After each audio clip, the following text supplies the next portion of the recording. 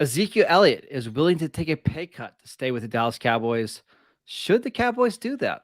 All that and more in this episode of Locked On Cowboys podcast. You are Locked On Cowboys, your daily Dallas Cowboys podcast. Part of the Locked On Podcast Network, your team every day. Locked on Cowboys. Locked on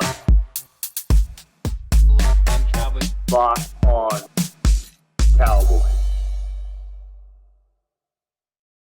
Welcome back to the Locked On Cowboys podcast, part of the Locked On Podcast Network. Thank you for tuning in. We'd like to thank you for making us your first listen of the day. This episode is brought to you by FanDuel Sportsbook, the official sportsbook of the NFL. Make every moment more. Visit FanDuel.com/LockedOn today to get started. I am Marcus Mosher. You can follow me on Twitter at Marcus_Mosher. He is Landon McCool. Check him out on Twitter at McCoolBCB. Landon, we're a couple days removed from the game. Feeling any better, buddy? Yeah, I mean, look, it's the pain that is not ever going to go away. It's going to be with you for a while. I still carry with me the pain from the Dez no catch, the Aaron Rodgers throw to the sideline, all the way back to the 94 championship game or 94 championship game where the Cowboys couldn't quite complete the comeback at San Francisco. So it doesn't ever go away. It just kind of like lessens as it goes. I'll tell you what, one thing that did make me feel better a little bit is after Zeke announced that he was willing to take a pay cut to kind of stay with the team, I thought it was very gracious of you to announce that you also will be taking a pay cut in order to stay with the Locked On Cowboys. So I really, really appreciate that. That's not true, David Locke. Don't listen to that. Let's talk about Zeke. We've got a million Twitter questions to get to today, but one of the common ones that a lot of people want to know is, what should the Cowboys do with Ezekiel Elliott? There was a report by Michael Gelkin of the Dallas Morning News that Ezekiel Elliott would be willing to take a pay cut to stay with the Cowboys in 2023. We should mention on his contract, no guaranteed money left, but his contract does run through the 2026 season. Landon, what should the Cowboys do here? It's a tough question. We've talked about it. We've talked about this scenario for a while now, and we've spoken about it. Obviously, I think all the way back into the training camp of last year, just kind of looking at this is the last year of Zeke's contract, and that they get a lot more flexibility there. I think the running back position is something that we've talked about has a lot of unknown going into this offseason. And honestly, I don't know that it's gotten any more known since the season has gone on. I think you clearly like Tony Pollard and you'd like to find a way to have him come back. I think it's going to be expensive, but I also think that the price tag may have changed with the injury that unfortunately he suffered in the playoff game. Such a bummer for him. I hate it. Which is terrible. And it's just all the angles are very different and difficult.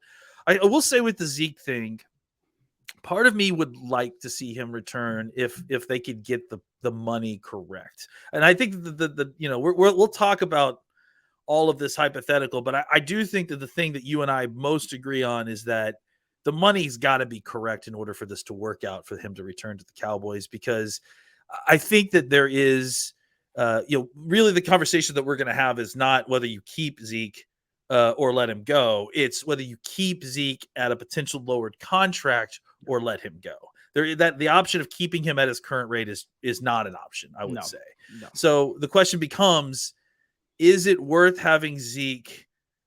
If you could work out an extension that would give you some of the similar amount of money as cutting him, like back into your cap through guaranteeing contracts, reducing his base salary to vet minimum, all the roster mechanisms available to you, is it better to have Zeke and that $10 million, or just to let him go, let him walk, and then try to solve the position kind of with a fresh start with a similar amount of money? And I think at where I stand right now is that I would prefer to have Zeke if the money is correct, if you're able to reduce him to like something like close to base salary and there's not a ton of guarantees. I think that makes sense to have someone who wants to be here, someone who's a good locker room guy, and at the very least, I think can function as a part of a rotation as a running back. So, all right, let's just talk about the money real quick.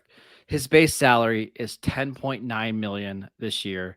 If the Cowboys were to designate him as a post June 1 cut, that's what they would save, $10.9 million. Obviously, I think that's too much for Zeke coming back this year. So what's the number? Is it, hey, we're going to lower your base salary down to $6 million and give you $2 million guaranteed, or whatever it is? I don't know. I honestly don't know. I do think there is a point where the money itself is just more valuable than the player. I will say this about Zeke. I thought at the end of the year, he was running really hard. He was running smart. Like the play that he made on 4th and 1 to get the first down when he was stuffed in the backfield. It's an awesome play. But it looked like he was pretty zapped physically. Like there was a couple times where I thought it was blocked for like a 20-yard gain and he would get 6 or 7. And you just wonder now with him going into his age 28 season, are you better off just cutting him now, saving a little bit of money this year, a lot more money next year, and having somebody else, whether that's a Malik Davis or a free agent or, a day 2 draft pick? I'm wondering if we're getting to the point where even if Zeke takes a massive pay cut, if you're not better off just moving on. I mean, I think we're at the point for sure, right? And yeah, it'll be interesting to see. I don't know that it's so clear cut. I think that's what the thing is, because if you told me, hey, he wants to come back at $4 million a year, I'd be like, you know what? That's at that price, whatever. It's not a big deal. If that prevents me from spending a 2nd round pick on a running back, great.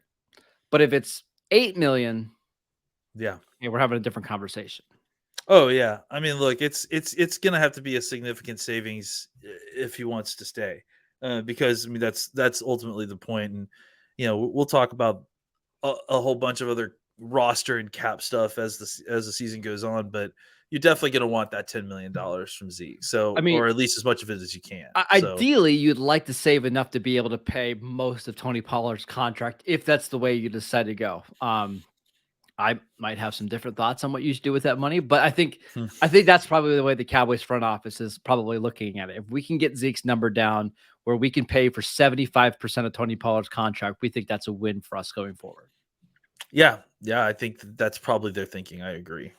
All right. Lots going to happen with this Ezekiel Elliott situation. I don't feel like this is a DeMarcus Lawrence situation where it's a little easier to figure out. This one is tougher, at least in my mind. We will keep you guys updated there. Landon, when we return, our next question: was this a successful season for the Dallas Cowboys? I will be right back to answer that question. Today's episode is brought to you by FanDuel. FanDuel Sportsbook is my absolute favorite. I literally use it every single day. Made a little bit of money on this weekend betting on the 49ers. We're really excited about FanDuel. It's the official sportsbook of the NFL. If you're new to FanDuel, it's even better because they have so many great features that make betting on sports so fun and easy. Here's the best part. New customers, if you join today and you get started, you can get $150 in free bets guaranteed when you place your first $5 bet. Just sign up at FanDuel.com/lockedon. FanDuel has all of your favorite bets, from money lines, to point spreads, to player props. You could even bet on whether Brett Maher is going to miss his first extra point of the game, which he did. I think it was like plus 700, whether he would miss it or not. You can combine all your bets into bigger payouts with same game parlays, all in an app that's safe, secure, and super easy to use.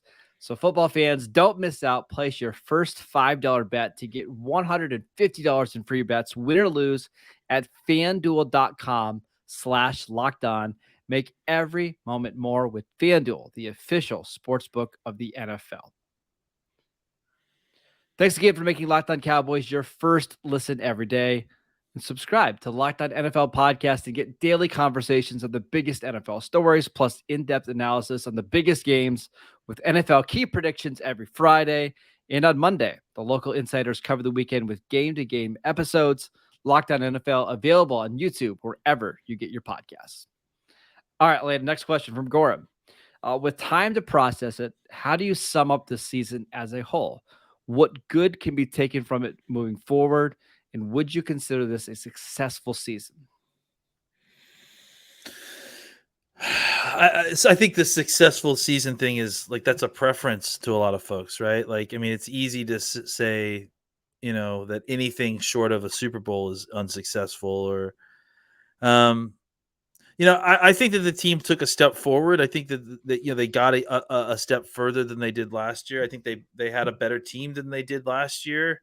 I think that it's hard to the problem with calling it as a success or a lack of success is that the idea of that is that you kind of continue that motion forward to kind of continue the successes a little bit. And I just don't know I how don't know much work more like that. I don't know if they're going to be able to continue. That's the thing is it feels like every year is a rebuild to a large degree. So I think that they got further than they did last year, which is good. And for the core members of this group that will continue to be on the team, I think that that's a positive development. But I think it's hard to I think it's all back on a personal level, whether you want to call a football season a success, because if you're going to hold it to the standard that anything short of a Super Bowl is an unsuccessful season, then you're probably pretty disappointed for the vast majority of your life. So I enjoyed the season. I get that. Well, yeah, you certainly get that. I certainly think that it was a good season. I'm proud of a lot of the things that the team did throughout the season, without a doubt. It's hard to call a season that you didn't win the Super Bowl a successful season, but it certainly wasn't like a brutally disappointing season by any stretch of the imagination. I would say it depends on when you ask me, right? Because I can tell you how I was feeling after week 1 when Dak was injured. Yeah. Tyron Smith was going to miss the next 3 months. If you would have told me after week 1, hey, the Cowboys are going to make the playoffs and be the 5th seed, sign me up all day. I'll call that a successful season, right? If you told me, after the I don't know, let's say after the Eagle game, the first Eagle game where they lost with Cooper Rush, and you told me, hey, they're going to win a playoff game, I would say, great, sign me up. That's why it just kind of depends, right? It depends on what point of the season. I'm not a big moral victory or whatever you want to call it. But when you win 12 games and you win a playoff game and you go toe-to-toe with, I think, the best team in the league, and you beat the number 1 seed on Christmas Eve, I don't know if I call it a successful season, but it's certainly not a down season. Trust me, there's plenty of teams in the NFL that would love to have a season like this. They would love it. Yeah, I mean, I think if at any point you had told me that the Cowboys were going to win their first playoff game against Tom Brady in on Tampa the road Bay, in Tampa Bay, that's a good season. Look, I think the Cowboys indisputably had a good season. Like, if you want to just speak it through it like that, success is probably like on a personal level. But I tend to think that yes, the Cowboys had a very good season. They should be proud of what they did. Did it end up the way they wanted? No, but like I said, everyone's goal is the Super Bowl, and if it's not, then what are you doing? And only one team is going to actually successfully win the Super Bowl. Well, and I look at the 4 teams that are left. 3 of the teams are going to be so disappointed because I think all 4 teams believe that they should be the Super Bowl favorites, right? Yeah. You're right. It's really hard to call a season where you don't win the Super Bowl successful, and especially one where you don't make it to the championship games. But I think all things considered, where I just remember you and I talking in March, thinking, okay, everything that they've done is pointing towards the 2023 season being the year they go for it. If you would have told me back middle of March when they traded Amari Cooper, they let go of Lyle Collins, they didn't sign Connor Williams and Cedric Wilson and Randy Gregory, and I told you, hey, they go further than they did the year before, how could you not call that a success? Yeah, and look, they faced and overcame a lot of adversity this year, way more than they did the previous season. And I think that that shows growth in a lot of ways. So yeah, I'm certainly proud of a lot of the things that the Cowboys did this year. And look, not like we said, that doesn't steamroll, that doesn't roll over into next year. Like it may be for some players, it does, but for the vast majority of this team, it's not like you pick up where you left off. You rebuild these teams every year. But I think the experience that's the core group of these players can take away from this and move on will help them moving forward. I do want to get to the rest of Goran's question because he asked what good can be taken from this season and what lessons have to be learned to advance beyond this point. So let's do the good part first. What was your biggest positive takeaway from this season? That I think a sense of resilience. I think that there were so many different times when things seemed extremely dire at different points, and the Cowboys were able to kind of maintain focus and maintain eyes on the prize of right what's exactly in front of them, and not kind of getting bogged down by all the negative energy that can come around injuries and the media talking and that sort of thing. I think what they showed early in the season with Cooper Rush at quarterback was incredible, just rallying around each other and around Cooper. That was a great showing. And then again, going into Tampa and playing the way they did showed a level of resiliency, and also just an announcement that they're ready for that level of play. It didn't work out against San Francisco because they played a very good San Francisco team.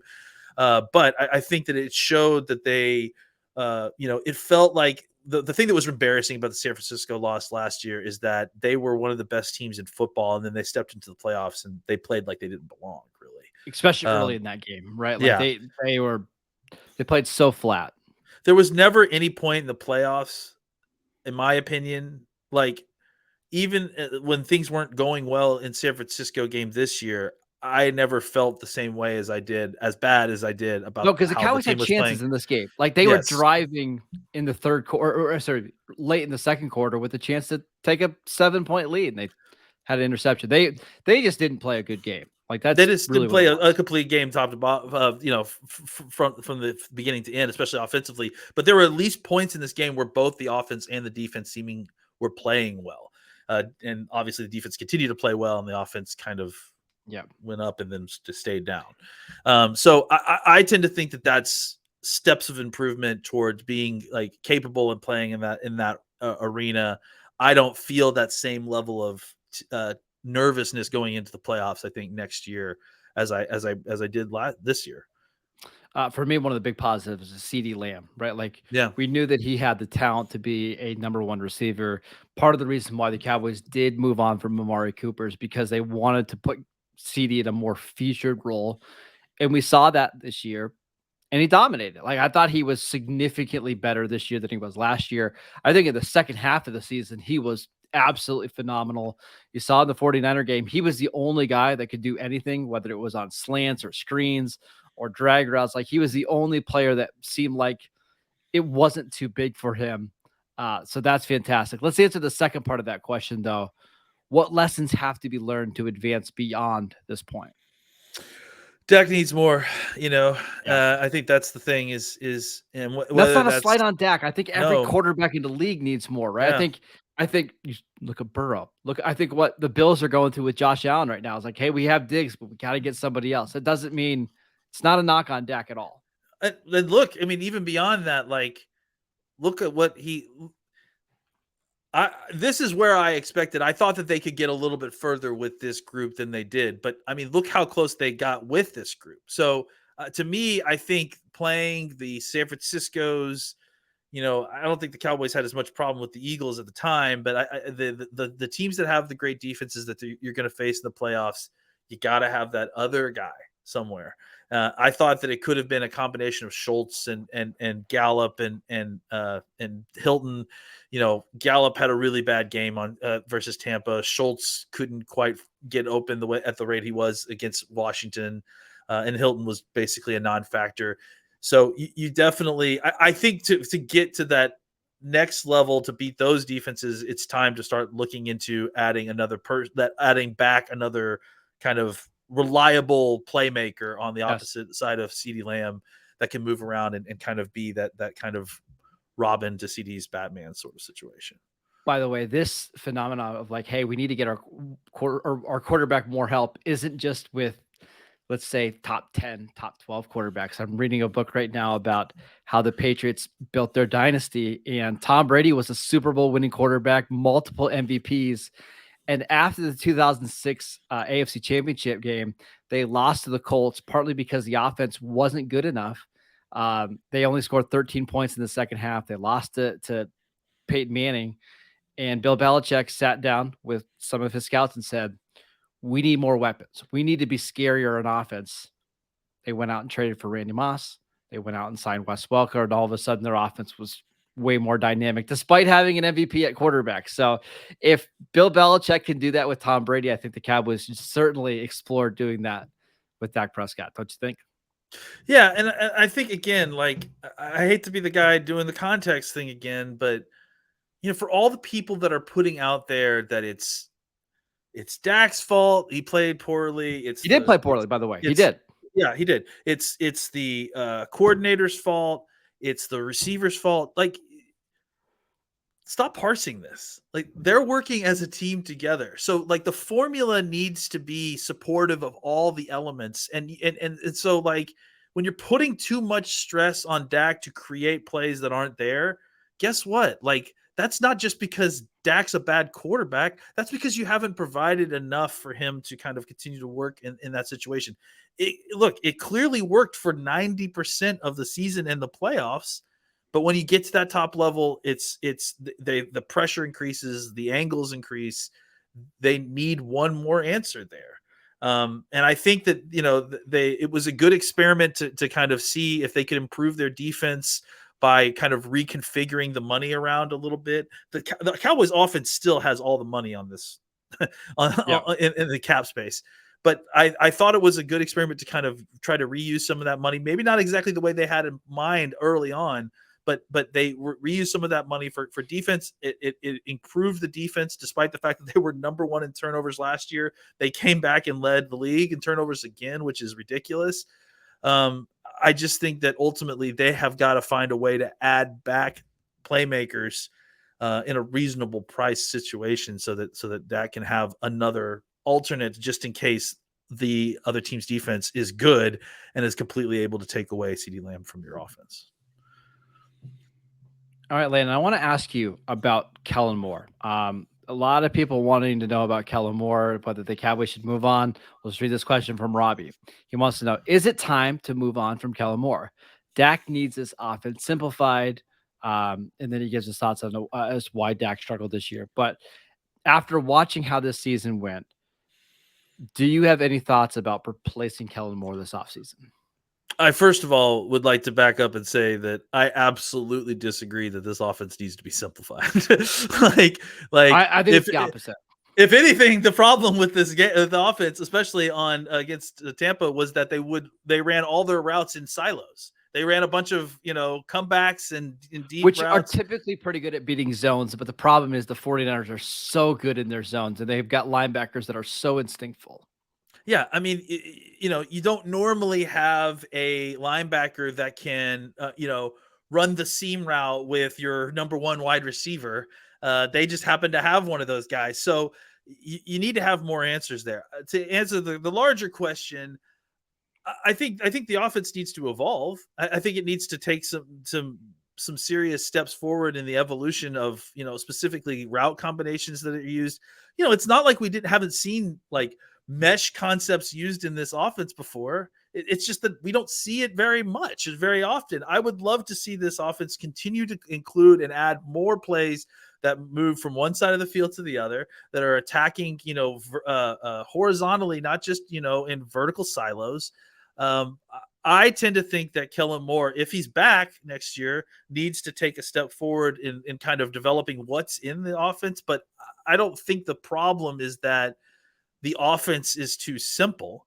I think the problem is, if anything, they need to be more diverse in the kind of passing concepts they use to attack zone and other, specifically zone against teams that have freaks playing in the zone, right? Like, you need to have better beaters. You need to have more passing options. And that's the other thing there were times when, even when the option was open and Dak got the ball to the player, I mean, how many different times have we seen drops this year? Like, I don't know, the Cowboys, they need to get a reliable pass catcher, not just necessarily a guy that can get open. I mean, that's obviously something we're looking for too, but just to get a guy who will catch the ball reliably, I think would be a huge win for the Cowboys. So going back to the larger question, Kellen Moore may or may not be the offensive coordinator this year, and that may or may not be the choice of the Cowboys. That may be that he gets a head coaching If he's job. not the offensive coordinator, it's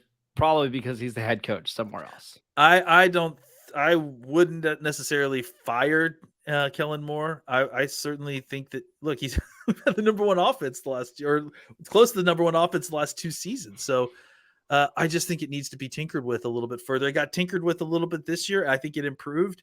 I'd love to see another year of kind of continuing to improve it and see where you get. And if it doesn't work, look, I think you've got one more year of Dak as it stands right now without any kind of opportunity to get out of this whole situation. If you wanted to do a rebuild, I think they have to find some kind of way of running it back a little bit with improved scheme, improved talent before that it's time to like say, hey, let's rebuild this whole thing and start fresh.